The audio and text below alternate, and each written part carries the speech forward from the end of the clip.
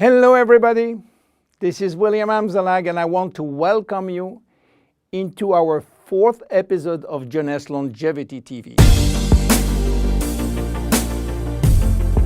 Jeunesse, we are redefining youth.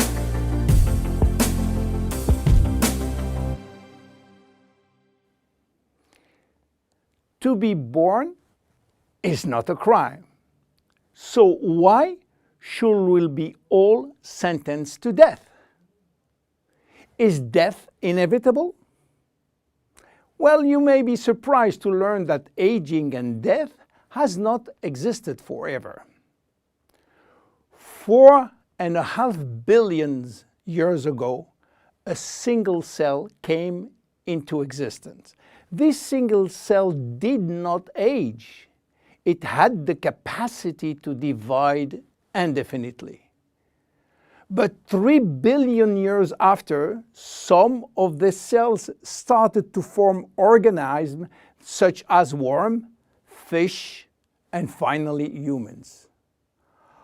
However, these cells were aging, and their ability to reproduce indefinitely came to an end.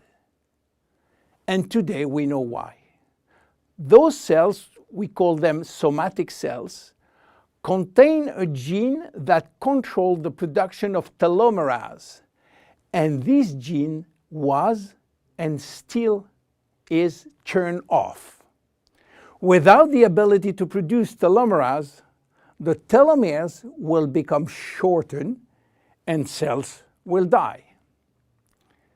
So why there is so much discrepancies in longevity between human and other animals?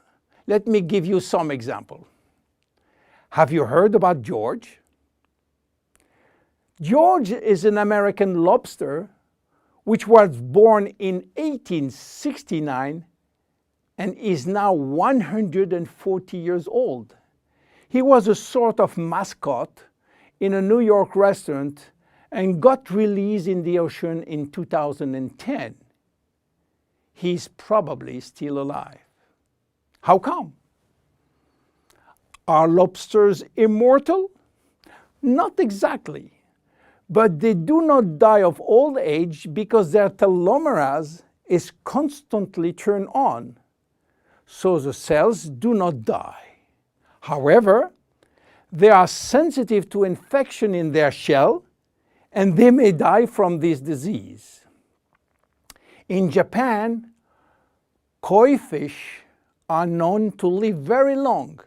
They are beautiful fish, usually white with red spot. Some have been given names, and the most famous fish, Hanako, who died in July 1977, was 226 years old.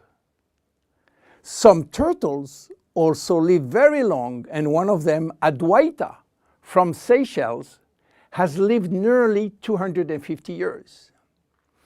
There are even some species which has indefinite longevity, like the bacteria called Arthrobacter, who can be dormant for thousands of years and suddenly wake up. Hydra is the most unique species defying death. When part of his body is cut off, the body regenerates in 2 or 3 days. Hydra will be potentially immortal because it contains stem cells. In case of injury, the stem cells differentiate to form the missing cells and rebuild the missing part. If some animals can have indefinite longevity, why should we be sentenced to death? In other words, do we currently have the knowledge and the technology to live forever? At this precise moment, the answer is no. But here is what we do know. We can already reverse aging in human cells. What we don't know for sure is whether we can reverse aging in you or in me. We can drastically slow down diseases and the aging process far more than people realize. But we don't have yet the magic bullet to extend forever human life. So what it will take to keep us alive long enough? In Jeunesse, our generation young believe that we can live enough to live forever, which means that we design temporary solutions as DNA repair, telomerase activation, and stem cell support in order to still be here and still around to benefit from another Nobel Prize scientist, which may give us another solution for the next 20 years. That will give us time to wait for the next discovery, and so on. Yes, immortality is just around the corner.